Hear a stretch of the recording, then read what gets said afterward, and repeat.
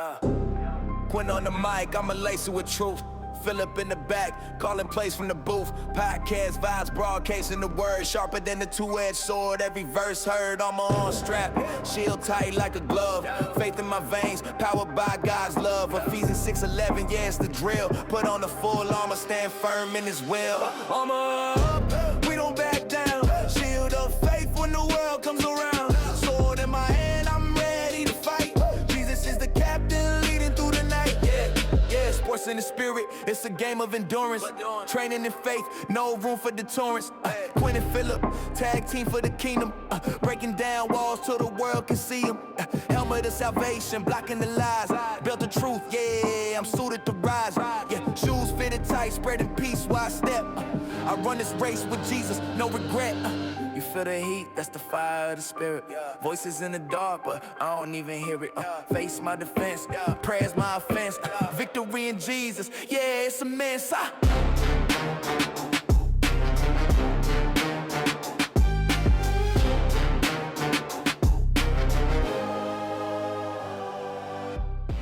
Welcome back to Armor Up Athletics, episode 45, Faith and Fatherhood, recording here on Father's Day with our kids. This is Marley. This is Maddie. Y'all go ahead and tell them.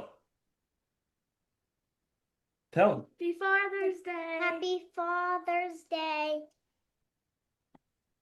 Phillip. We got Paxton and Jagger. Tell them. Happy Father's Day. Big time episode, Faith and Fatherhood. I thought it would be cool to start off the episode with the kids in the background. Happy Father's Day to all you out there that are fathers, that are stepfathers, that are coaches that act like fathers every day of the week. We want to thank you for everything that you've done for these kids in these local communities. So happy Father's Day from Armor Up Athletics. Happy Father's Day, guys. What a great way to start this episode, Phillip. I thought it'd be cool to have the kids pop in, give a little Father's Day message since we are recording on Father's Day this week. We are.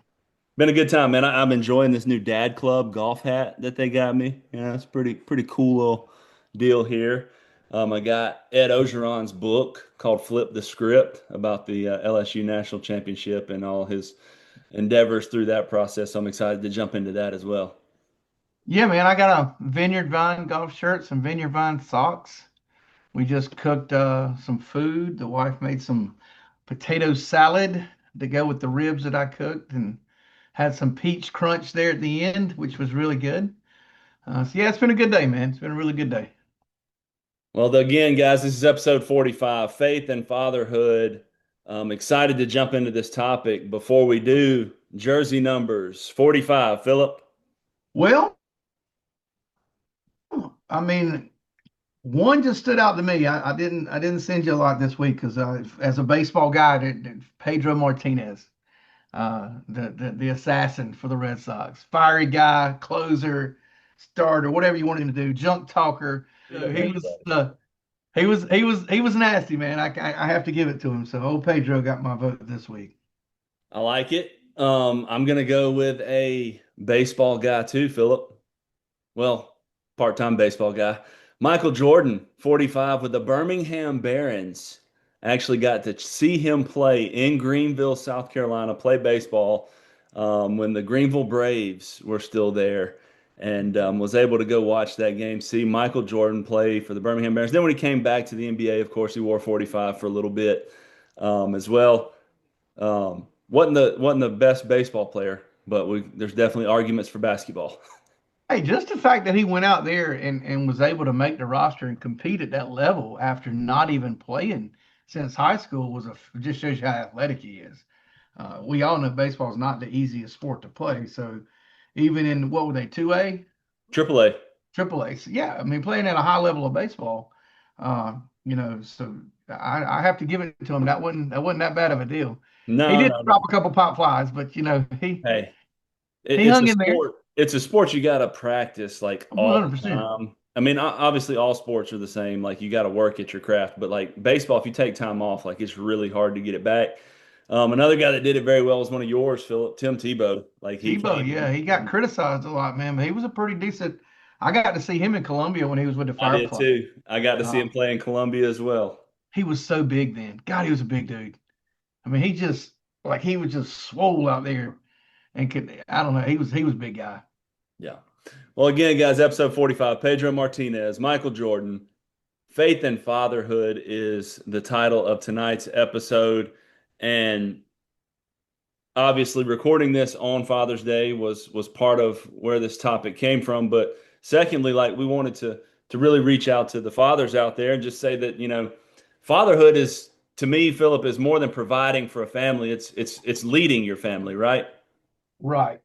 And it's kind of just setting the temperature in your household, right? It goes back to your kind of thermostat of the house. Whatever the father's putting off, it's going to affect the whole household.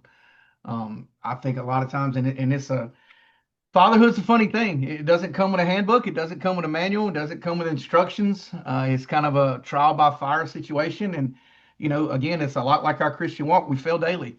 I've failed at fatherhood a lot of times, even though I have 5 children. But I learn a lot from my children too. And as I get older and wiser, so to speak, you figure something out every day. Um, Softer, I guess, is another word that goes in there. Is what children make you. I remember before I had kids, you'd never catch me crying at a movie, and now I think anything can come on, and I'm just tearing up. It's a crazy thing, but it's a wonderful thing, man. I love being a dad. Um, I just said not too long ago I didn't do a lot of things right in my life, but I'm figuring this one out, and I'm really really proud to of all my children and especially being a dad. That's probably my favorite occupation that I've had, man. I would agree, Philip. I think the greatest title that I've ever received was dad. Been called coach, been called a lot of other things we don't say on this show, but dad is pretty cool. Maddie and Marley are my world, and it's amazing to be able to set the example for them.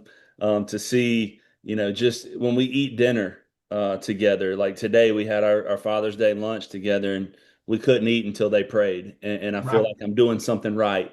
When Marley said, "No, don't bite nothing until we pray," and I'm like, "Okay, gotcha." And that's where the greatest gift that we can give our kids, in my opinion, is not the money, the status, the fame, the possessions. Like we can give them the example of what it looks like to follow Christ, Philip. 100%. And I say this a lot. And through my years, I've held a few occupations, and I used to work with young kids that were troubled youths at the AMI institutes, and then I was a paramedic, so you get to go in many homes and you get to see situations. And the parenting, uh, to me, is first and foremost in anything for kids to be successful or to fail. It is our job as parents to set the example, to set the tone of what's expected. And I just had this talk with one of my sons today, Jace, that came over, and I was telling him that course correction is our priority. Discipline, structure, and accountability. Also, love, respect, and understanding. And you have to mix all that up into a ball, and you have to put it out there in equal increments, and they have to receive it all. You can't give discipline without love, right? You can't have accountability without structure. So it all works together, and it's hard to get it right as a parent. It really is. I miss sometimes. Sometimes I'm too hard. I come in. My wife tells me that I come in like a rabid dog sometimes because I demand structure and discipline. It's the way I was raised, and I think it goes a long ways in life. But also, you got to understand that you can't beat somebody down all the time and expect them to respond in a positive way. So that positive reinforcement comes in a lot. And again, man, fatherhood, I'm not going to sit here and tell you, that I got the perfect manual and I'm probably the script to follow because it's a work in progress. I just know where I've failed and where I've gotten better over the years. And the biggest thing is the understanding part. Understanding that your children is going to go through some of the same things that you went through, and you didn't always handle them the same way either. And just because we made it through and that we're okay doesn't mean that they don't have that rite of passage to go through these things as well and also fail, even though we're telling them the right things, right? My dad used to tell me, I used to wonder how he knew some of the things that I was getting into. And some of it was wisdom, but some of it because he had already done it, right? Absolutely, man. And I think being a father and passing down that legacy and setting the temperature as you speak of. Um, but you're right, we're not going to be perfect. There was one we worship a perfect father, and we should try to do everything we can to pass that along. But the reality is, our family doesn't need us to be a perfect father. They need a father that's present, that's engaged, that's pursuing God, right? Because in 20 years, Philip, my kids aren't going to remember the championships that we won or the promotions that we got or the money that we made. They're going to remember the little things, like the times we went to the playground or the times we went to the pool. Like, they're going to remember those times together. I worked for a coach back in the day that said our kids spell love Time. And I love that saying. And obviously, we were talking about the coaching aspect, but it's the same thing with our own kids. We got to spend time with them and show them the way, and they'll remember those present moments more than they'll remember anything else that we've done in the career field or wherever else. And look, two major points that I kind of want to lay out there now. We can kind of discuss these. One, there's a verse in the Bible. It's Proverbs 22:6. Train up a child in the way he should go. When he is old, he will not depart from it. My mama believed in that, and they instilled that in me when I was young, right? I was raised in church. They put that seed in there. They instilled God and good values in me. And even though I drifted way off, look where I came back to. It's a perfect example of that. And I think, too, the second one is presence over perfection. Sometimes you just got to show up, listen, and be real with your children, man. That's it.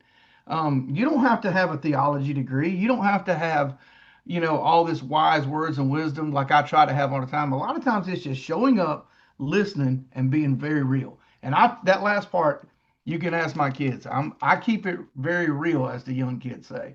I don't sugarcoat things. I don't think it's fair to set them up for flawed expectations. I don't think it's fair to set them up with things, fairy tales and candy canes. The world's a tough place. And I think they need to be prepared for that. And as a father, that's my job, is to kind of prepare them. So being real, being understanding, uh, having that tough love sometimes, but always, always showing up, being present, listening, and again, positive reinforcement. No matter how mad I get, I'm gonna go back and I'm gonna hug them. I'm gonna tell them I love them. Whether they believe it at that moment or not, it's a different story.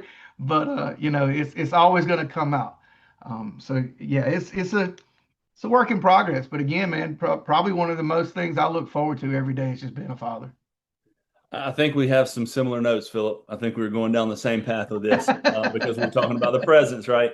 But another one that I'll throw in there too, Philip, is the integrity. Like, your character becomes your legacy. Like, consistency in the private and public life builds that trust. The children are blessed when they see authentic faith lived out daily, when they see how you respond to adversity and how you talk to people, how you interact with people. That stuff is passed down to them as well. Yeah, and I guess the last thing for me is being able to admit when you're wrong and tell them you're sorry. And that's been a huge, huge, huge deal with me, even with my wife. And I hate admitting I'm wrong. I'm gonna be honest with you. I hate it, because I'm never wrong, right?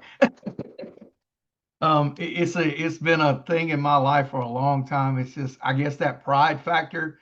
Uh, you don't want to let people down. You don't want to look bad in front of people.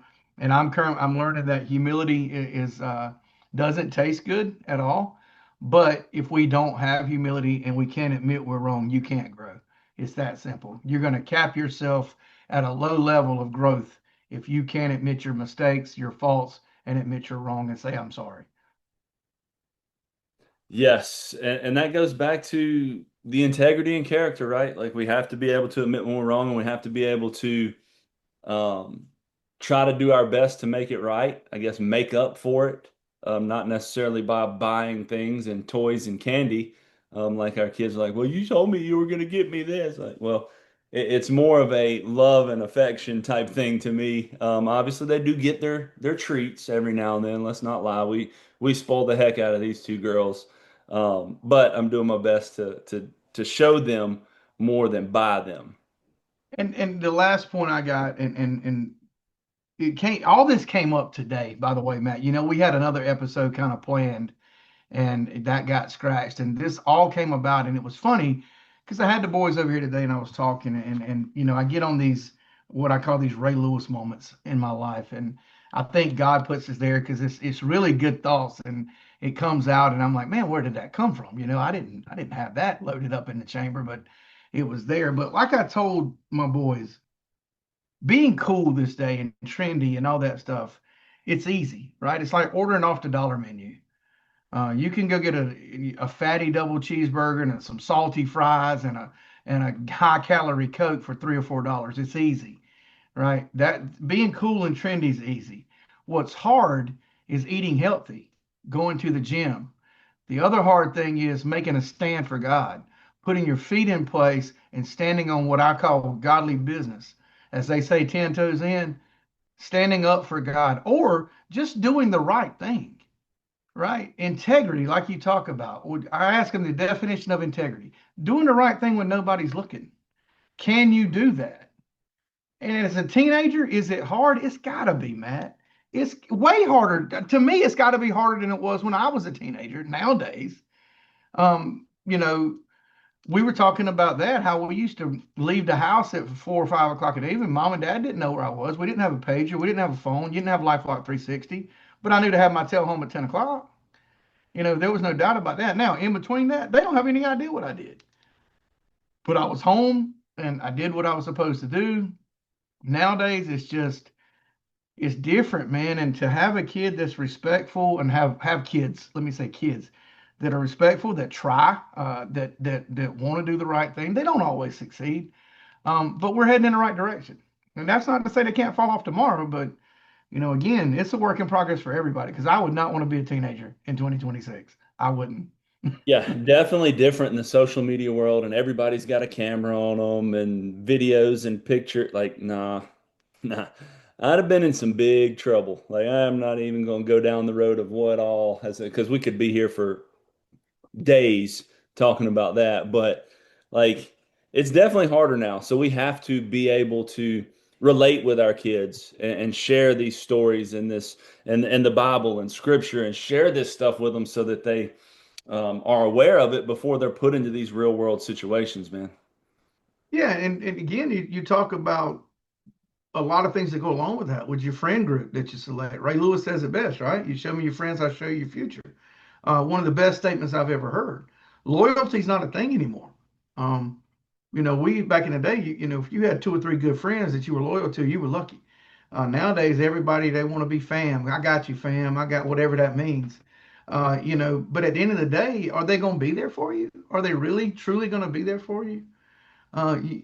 We make a mistake of putting our faith in the wrong places when we should put our faith in God and put our faith in our families and people who believe in you, that love you, that show you that true love, not that fake love. And if you can do that, man, hey, you got a foot above a lot of people. But here comes the devil in all shapes and forms, through TikTok, through trends, through social media, through all that stuff that they see, that they think is cool because somebody said it was cool and it got 1 million likes. That's why it's cool, because 1 million people went and clicked a button and it's cool. So we got to do that. And of course, I'm old. I don't understand all that. I mean, I know what social media is, but I don't know that I would have ever lived my life by likes. It just wasn't something that we did growing up. And again, that's where I have to get better trying to relate. Being an older guy, you probably more keen to it with around the kids and everything that you're in. So you probably got the trends and all that. I'm distant from that, so it's a little harder for me. But I understand it, where the choice comes in and how difficult it is to navigate that. Because you do want to be cool. You do want to have friend groups, right? Is it hard to stand on business and stand for God and do the right thing at that age? It's got to be. It's got to be. Well, that's where you get into the whole debate of doing what's right and doing what's popular.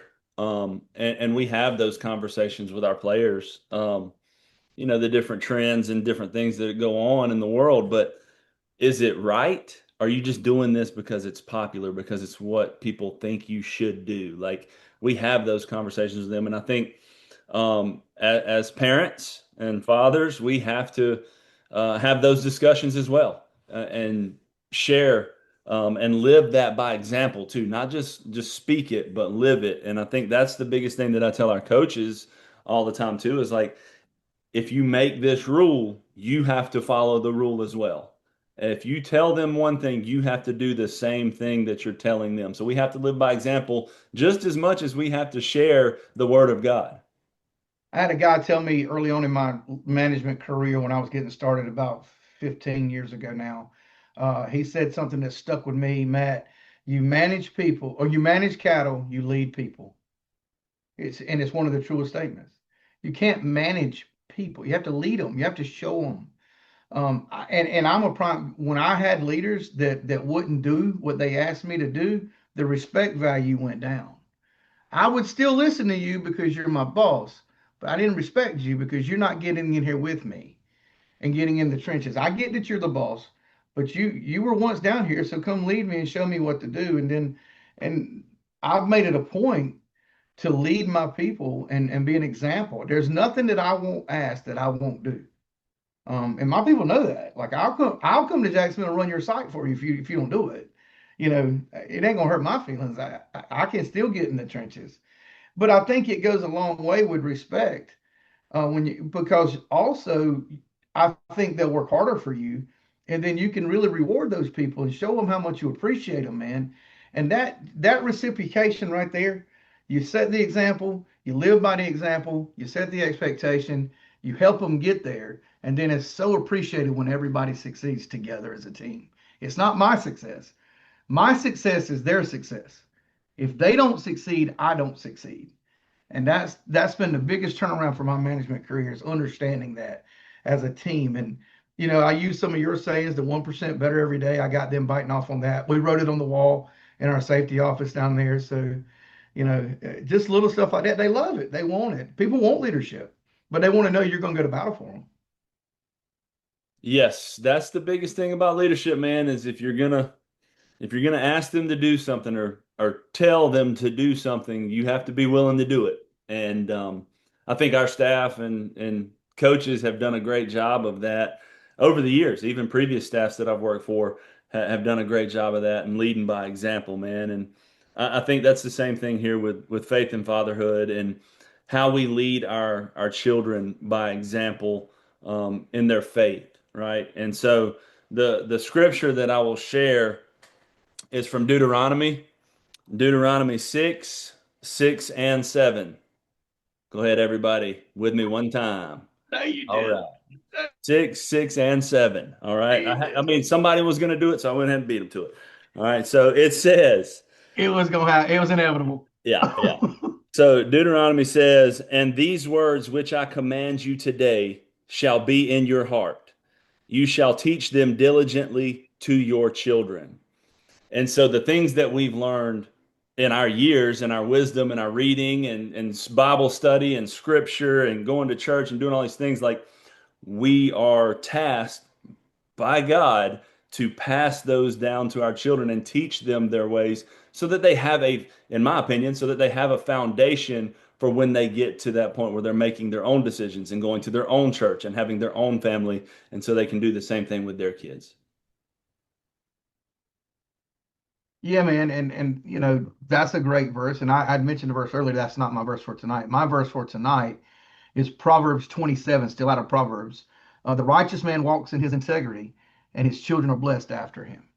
I like that verse because I have to set the example. I have to lead by example. I have to walk in integrity, so my children can see that. And I think that's a great, great thing, because as a father, as we talked about up until this point, we set the temperature, we set the tone, we plant that internal compass, of which way our children can head. I talked about that earlier to my children too. Now I think a big part of my job is planting that internal compass of Jesus. That way, if you get lost, you know the way back. You're gonna get lost. You're gonna make mistakes. You're gonna fail. We talk about this probably on every episode that we have. We mention that, right? Because life is a game of failure. That's why I love baseball so much, right? You don't have to succeed, but a little bit, and you can be very successful in baseball. Um, it's a game of failure. It's a game of attrition. It's a game of mental toughness. It's a grind. And that's life, man. It's a grind every day. Like I said earlier, it's easy to go buy the burger meal and to skip the gym. That's easy. What's hard? Getting you a salad and going to the gym. That's hard.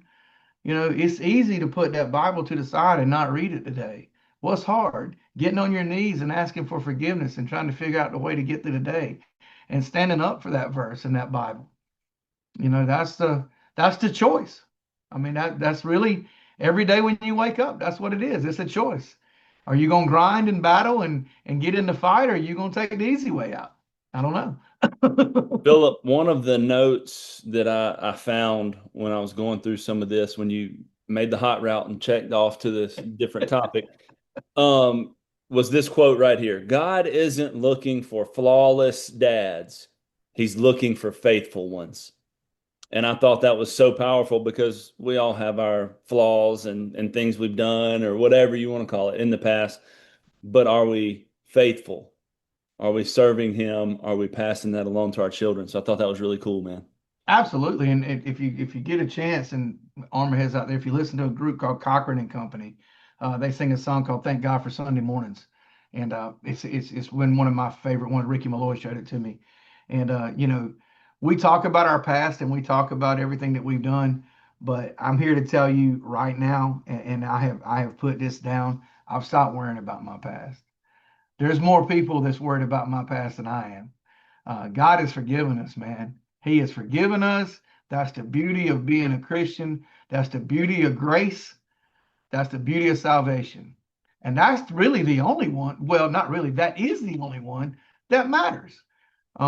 I say it all the time. You can't out sin your grace. And because I'm a Christian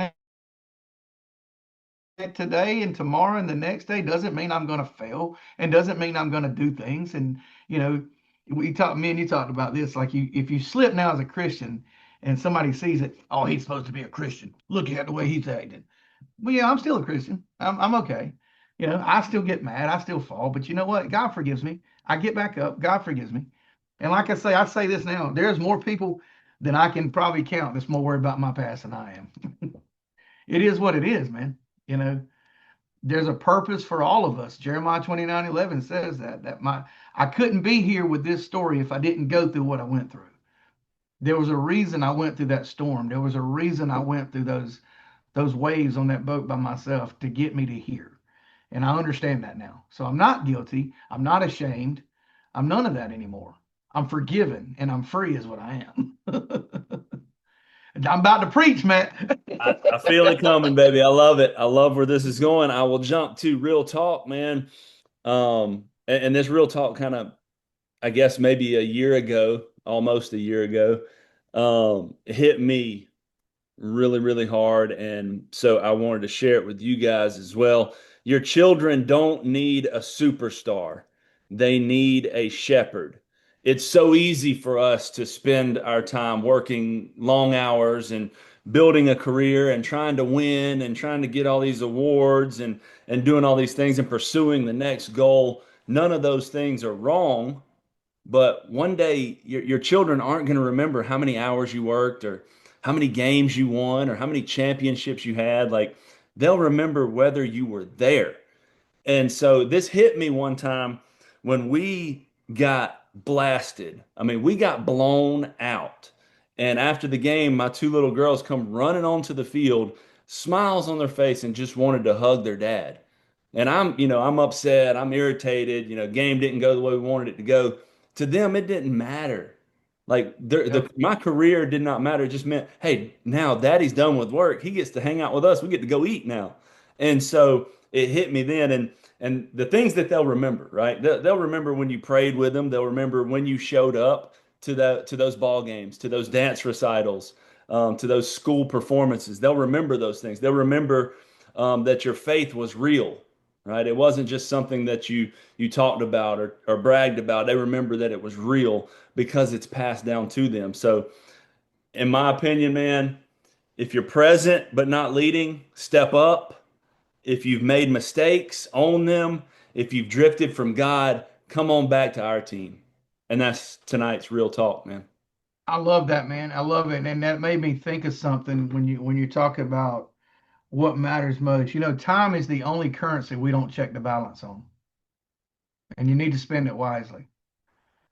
Because you don't get any of that back. And I spent a lot of time chasing my career. You know, I would leave at the drop of the hat. I left when Paxton was 5 days old on January 10th, 2017, and went to Puerto Rico for 4 months because my company needed me.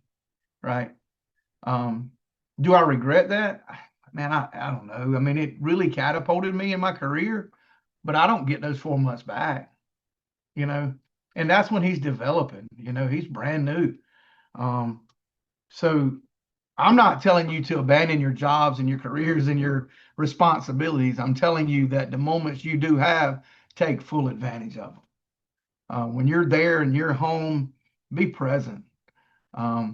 If you travel like I do for work, when you're home, make time to listen. And I'm guilty of this, man. I'll get lost on my phone for a minute or two and get on TikTok, and it takes me away. And then I'm like, wait a minute, you know, I got to reel it back. I got to, you know, get back engaged. And, you know, but at the end of the day, you hit it, Matt. I mean, kids don't understand what we go through and what we, you know, are trying to accomplish in our careers. And the smile on their face is everything. That is the paycheck for me. Now, you know, it should have been years ago, but you know, again, you still got to make your way, and you still got to provide. And that's the man, you know, I say that's the man's job. I've always felt like it was my job to provide for my family. Not trying to be sexist or anything like that. As you know, I just feel like it's my responsibility. The kids are my responsibility. My wife is my responsibility. The bills are mine. And to do that, there was some sacrifices that had to be made. But at the end of the day, man, I'm 51 years old, and it just seems. I remember yesterday being 20 and stupid. You know, where did time go? Facebook's got a bad way of breaking you down with them memories. You know, when they pop up and them babies was babies and they ain't babies no more. Yeah, man. You hit it there too, because we don't know that they don't know what we're going through, but what I want to say, we don't know what they're going through. Right. We don't know what they deem is important. You know, if beating so and so university is important to me, well, maybe having a meal with dad is extremely important to them. Yep. And so just like you, when I'm home, I try to be as present as I possibly can. I've gotten into this habit where I put my phone on do not disturb, because I just don't even want to see notifications because I'll pick it up. Um, I got to get a little bit better on when to turn it off of do not disturb, because my wife was on the road and it was still on, and she was trying to call me to tell me she was going to get gas and something. You was just Yeah. locked away from the world. Yeah, and it was great, but you know, I got to figure out when to turn it back off. But you know, it's being engaged with our kids, with our families, and just like you, Philip, I feel the same way. It is my job to provide for my family. It is my job to take care of these kids, and do the best I can to lead them the right way, not only with money or finances or whatever, but more importantly with their faith and their relationship with Christ. Yeah, man, and you know, I'll throw this out there to Armorhead Nation. Another good saying that I learned years ago that I'm still working on. When you have kids, you lose the ability to live for yourself, right? When you decide, whether you decide it or not, accident, whatever you want to call it, when you become a parent, a father, you lose the ability to live for yourself. And I can tell you, there's been many times where Philip didn't get new shoes or new shirts or new pants. Kids did. Philip didn't. You know, I didn't even have a vehicle for 10 years. You know, my wife had a vehicle. I got my daughter a vehicle. Fortunately, I was provided a company vehicle, but I just bought that truck a year and a half ago. That's the first new vehicle I bought myself in over 10 years, man. I couldn't afford to buy me one. My wife needed a good vehicle. My daughter needed a vehicle. So you provide. And that means you have to sacrifice. You don't get everything you want. I didn't get that new, I used to buy my golf clubs used off of eBay. I'd get the 3-year-old model for $50 and think I had something. But that's just the way it was, man. That's the way it goes. That's the way it is. Um, I had 5 kids I got to support. That's on me, you know. Well, since it's Father's Day and we're recording this on Father's Day anyway, I'll share a quick story too about a parent's sacrifice. My dad, when I was about 12, 13 years old, was playing baseball all over the country. And we were going to a tournament in Kansas City. And he asked for, Thursday, Friday off so he could go for the long weekend tournament. And they came back to him a couple of days later and denied his request and said, "You're not going. We need you here at work." And so he said, "Well, I'm going. It's my child. He's playing ball. I'm going." So they said, "If you go, you'll be terminated." They fired him because he went to spend time with me and watch me play the game that I loved. And now, when I look back at it, I don't even know if my dad has thought of it this way or not. Maybe he has, but might have been the best thing that happened for him in his career because he let, obviously terminated from there. Then he got into a different trade, learned how to do heating and air, now runs a heating and air company and is doing it all on his own. So the trajectory of his career, because he was spending time with his kids, I don't know if that has ever hit him, but I always thought that was a great story of sacrifice and just like a faith moment. Like, I'm going to this tournament. When we get home, I'll figure it out. I'll figure out Yeah. the job. I'll figure out life. And it changed the trajectory of his career and what he's doing now. So thanks, Dad. It was something that does not go unnoticed. Look, man, those are the type of moments that you have to take in life, right? When one door closes, another one opens. But you have to take that leap of faith. I don't know that he was probably looking at it as a leap of faith at the time. He was just going to see his boy play ball. But at the end of the day, uh, there's opportunities kind of present themselves, and there's been some presented for me that I've missed. There's some that I take, and there's some that I cause me to miss, and some that's presented itself out of nowhere. And um, I guess the biggest thing is, man, you hit it on the head with my parents too, making sacrifices for me and my brother to do a lot of things in life. My dad took a leap of faith to move to Mississippi. My brother moved out there. He gets a scholarship to go play ball. It turned out big for him, right? He went from a 1A high school to a 5A high school and takes the starting job at shortstop, wins the most prestigious award, and gets a scholarship to play baseball in college. Would he have done that at Wallace? I don't know. A lot harder path out of there at the time. So leap of faith goes out there, and then he comes home and has to start back over again. My dad and I watched that man succeed and fall and get back up, and that's where I guess my same kind of drive comes from. I've watched him do it so many times where I know he's going to watch this and he's going to just probably cry. I feel it, but you know, I'm going to cry first. I'm just so proud of my dad, man. I am. I've never really told him a lot, but he sacrificed a lot for us, dude. Yeah. He really did. And Ooh, that's what boy. father's supposed to do, right? Just like Yeah. you told the story of your dad. Your dad walked off of a job for you, man. And everybody don't have that kind of dad, Matt. And I'm thankful. Um, Boy, I cry too much these days. Well, I had to stop myself, Phillip, so it's all right, man. That'll lead me to our locker room challenge because I think it's a great moment to share this. This week, if you're a father, and then I'll pause there and say, or a father figure. Okay, a lot of coaches, a lot of mentors, a lot of teachers that may watch this. Spend some time with a child in your life, whether that be a student athlete of yours or your own child in particular, and then read one Bible verse together, pray together, and just talk about your faith with them for just a few minutes this week. And that's my challenge. I do that Every night we pray before me and Maddie pray before we go to bed. Marley is in charge of saying the blessing, so we've all got our faith roles here.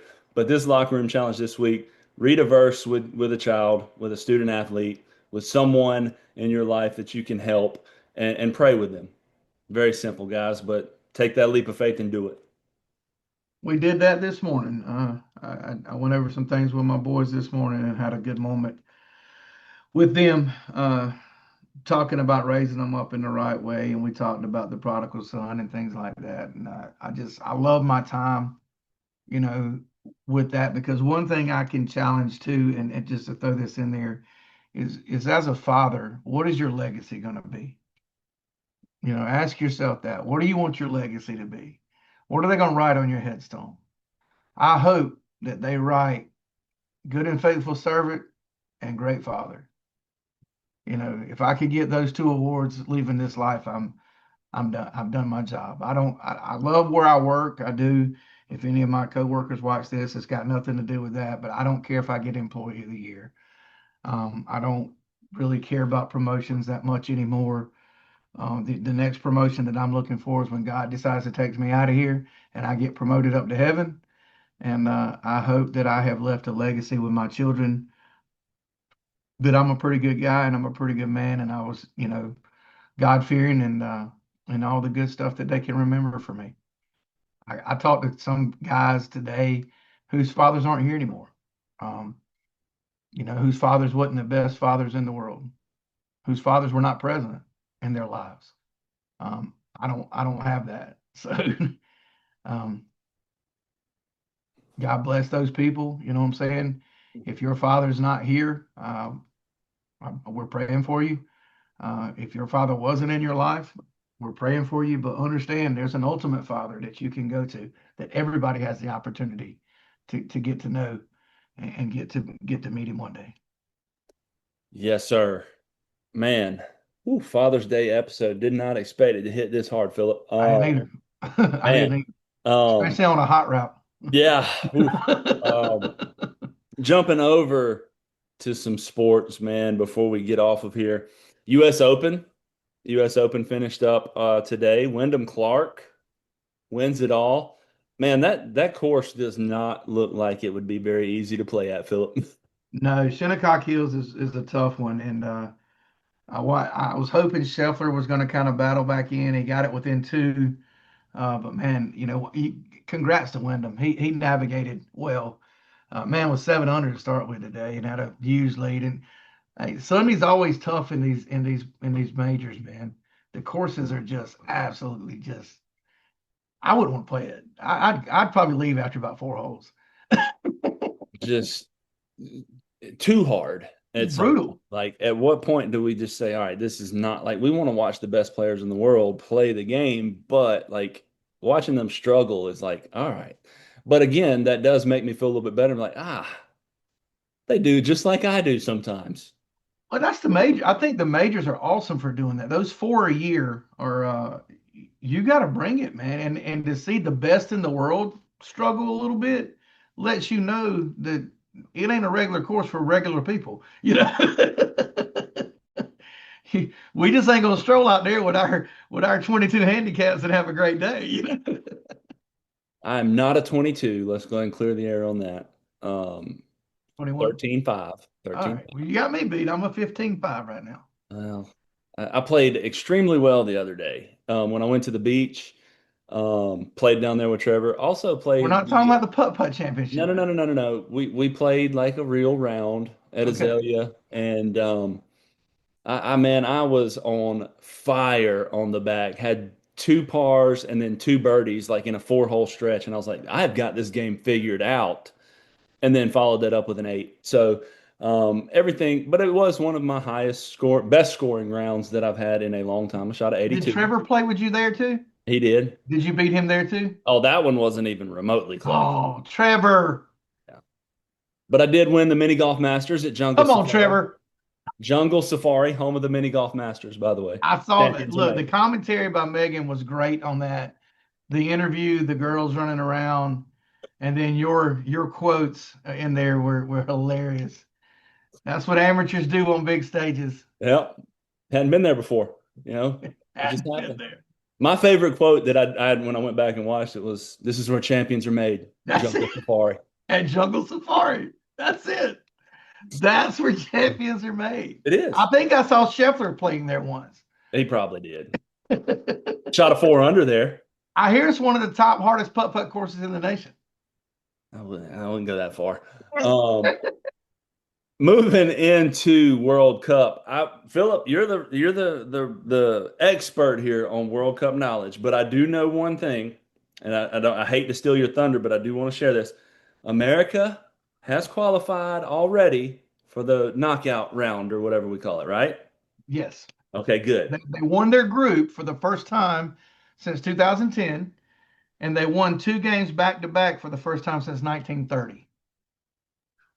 Now, they have 4 guys on yellow cards and one's hurt. And a new rule this year is the yellow cards carry over. So if those 4 guys get another yellow card, that turns into a red card, and then they're out for the next game. So they're probably going to sit those guys in this third group stage game because that game doesn't really matter because we've already won the group.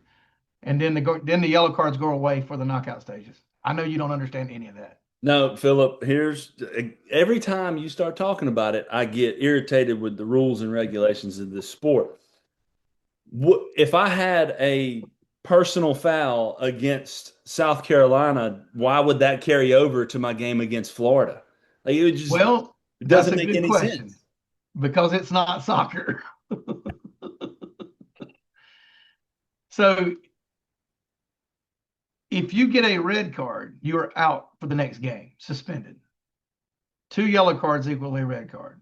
And in most normal tournaments, now this was new this year. This is something FIFA did that I necessarily do not agree with on this one. I don't. I'm kind of upset about the change on this one. I don't think it should carry over. Yellow cards should not carry over.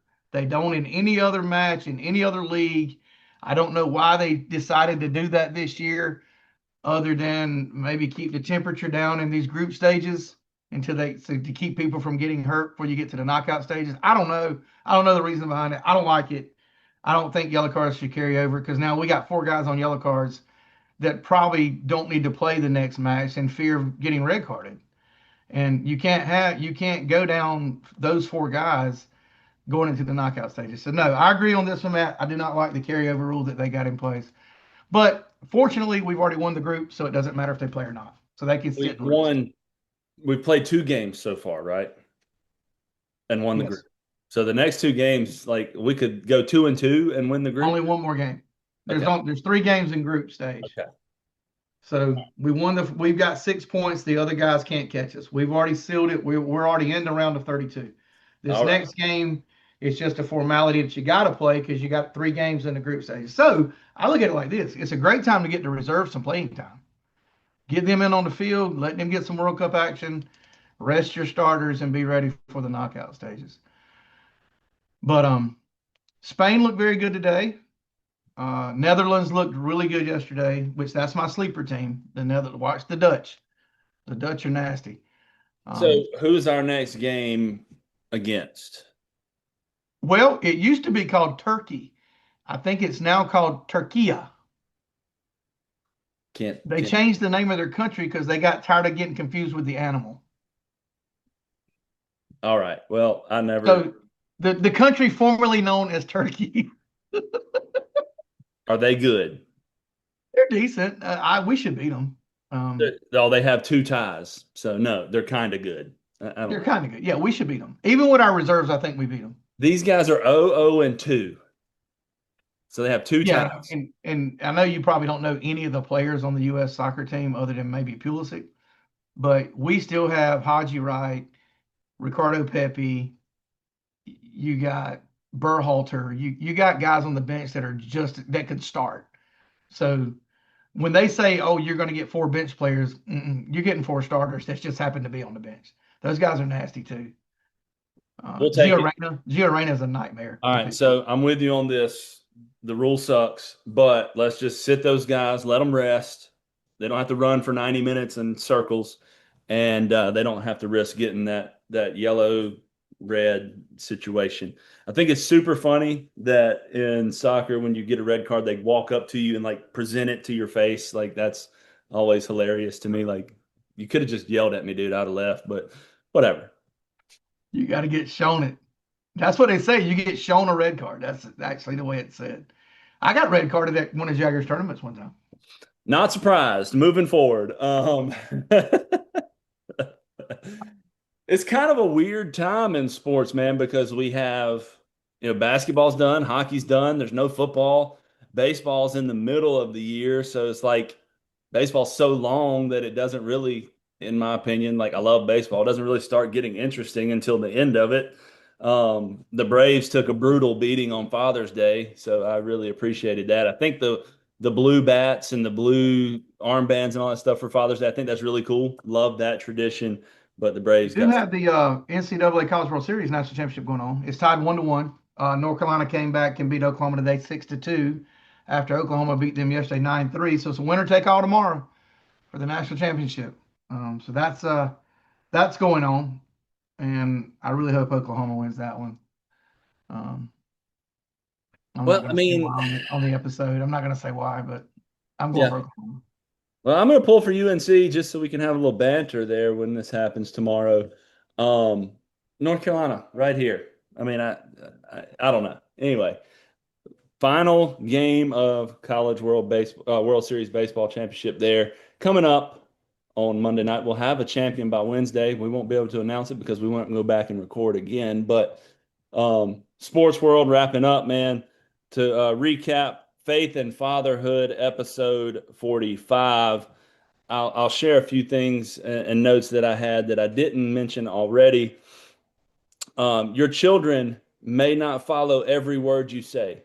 Trust me, my kids don't listen to every single thing I say, and most 99.9% of parents know what I'm saying, but they'll never stop watching how you live.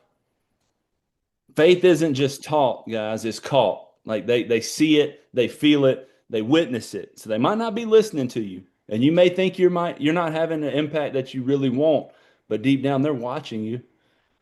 You know that old song, Dad, I've been watching you. Ain't that cool?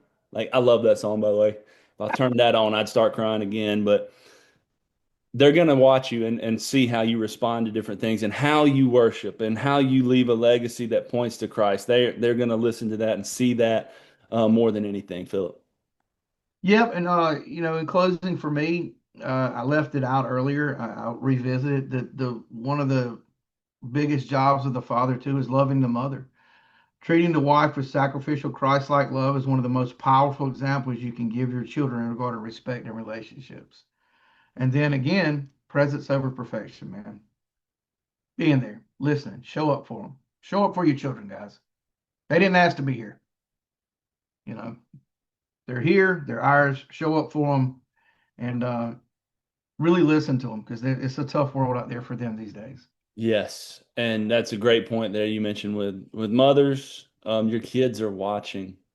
They're watching how you treat each other and the interactions you have. Just like I mentioned before, as a father, if we're doing things or saying things to our wives, then our kids, especially my kids, as girls, be like, well, it's okay for men to treat me that way, Right. and we got a problem. And then if you got a son, it's okay for me to treat women that way. I'm like, nah, bro. Like, so it's definitely important that we mention that. So thank you for throwing that back in there too, Philip. Yeah, man. I got a stepdaughter. She's been in my life since she was 5, and one of the things, well, she's mine. I take the step off of it. I always teach her to know her worth. Know your value. Just like my children, my boys. We're going to respect women. I don't care what they do, what they say, how they act. You're going to respect them. That's it. We're bigger, we're stronger. And we know better. So that's just the way it should be. Disrespecting women is something that's not going to happen in my household. It's just not a that's a good way to get that backhand. That's a good way for you to earn yourself another red card, Philip. Correct. Man, episode 45, Faith and Fatherhood, recorded here on Father's Day of 2026. Thank you all for joining in. Thank you all for watching. Thank you all for supporting.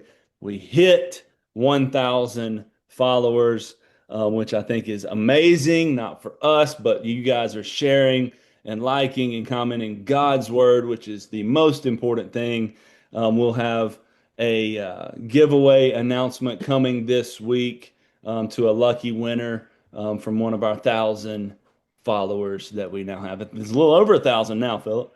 Yeah, it's truly remarkable to think 45 episodes in, coming up on a year, 52 weeks, I guess. From an idea sitting in Magnolia eating breakfast with two guys that had no clue which direction they were heading in life to be able to reach 1,000 people. It's mind blowing to me, but humbled, blessed. We know it's God, it's not us. We're going to continue it for God and not us. And I love it, man. I do. I love it. I love that the people or you guys are getting something out of it. You're hearing God through us, and keep praying for us that we can keep doing the right thing for God and keep giving the right words and messages out there for you guys to hear. Again, can't thank you enough, man. Humbled is not even to begin to express the way I feel when I saw 1,000 come up on the screen. So thank you. Last thing I got is, again, I mentioned it earlier, but much love and prayers to all you guys that have lost your fathers, that don't have your fathers with you today. I know it's tough. I got really close friends that are going through tough times, experiencing first Father's Day without their father. And hey, man, we love you. We're praying for you, and we'll keep you in our prayers for that. And I'll throw a praise report out, Phillip, to the fathers that weren't biological fathers, the ones that stepped up, the ones that gave everything that they had when they didn't really have to, right? To the coaches, to the quote stepfathers, to the adopted fathers, to all of those people, man. You guys are amazing. You're leading the right way. Continue to do that. That is a praise report for you guys stepping up and leading children when you didn't have to, man. And it's awesome. 100%. Yeah. Thank you, all you coaches, and for the time that you give to kids that aren't even yours. You go above and beyond, and we certainly appreciate it. Yes, sir. Well, last thing, last plug, the Armor Up Athletics store dropped some new 4th of July merch. Go ahead and get it ordered now so it'll have time to get to you. You got a 4th of July hat and a 4th of July shirt, which I think is pretty cool. On the back of it, it's got the cross and the flag, and it says One Nation Under God. And then the AUA hat with the American flag logo, which we've kind of reverted to on the Facebook page for this few months, I guess. But yeah, check it out. Get some merch. It helps us. It helps us help others. It's been pretty cool to be able to give back to people and to support other people when they need it the most. Yeah, I got me a hat on the way. Already ordered it. So I needed another hat. I don't have enough laying around here. Yeah. That's where I go. Like, I sit there and design hats all the time, sometimes just for no reason, like no company, no logos. It's just like design it. And then my wife will walk in and see the computer. She's like, you don't need any more hats. Go open your closet. Like, all right. My bad. I got them. Yeah, they're everywhere in here right now. I need an organizer. As they say that, they bought me a Dad Club hat for Father's Day. So, see? Yeah, I mean, you don't need to buy yourself another hat. That's it. All right, Megan, go to armorupathletics.com and buy the hat for me. I need that hat because I can't buy it. I need Megan to go buy it for me. But, man, it's been great. Day. Yep. Episode 45, Faith and Fatherhood. Phillip, I've enjoyed it, man. If we ain't got anything else, I'll close this out in prayer. Dear Lord, we thank you for all the wonderful fathers, the fathers that stepped up, that didn't need to or didn't have to step up, Lord. We ask that you continue to help these fathers lead in a Christ-like way and let your light be shown through them. We thank you for everything that you've done for us and everything you're going to do for us, Lord. In your name we pray. Amen. Amen. Appreciate you guys. As always, go Cougars. Go Jesus. Ephesians 6:11, yeah, it's the drill. Put on the full armor, stand firm in his will. Armor up, we don't back down. Shield of faith when the world comes around. Sword in my hand, I'm ready to fight. Jesus is the captain leading through the night. Yeah, sports in the spirit, it's a game of endurance. Training in faith, no room for deterrence. Quinn and Phillip, tag team for the kingdom. Breaking down walls till the world can see them. Helmet of salvation, blocking the lies. Built the truth, yeah, I'm suited.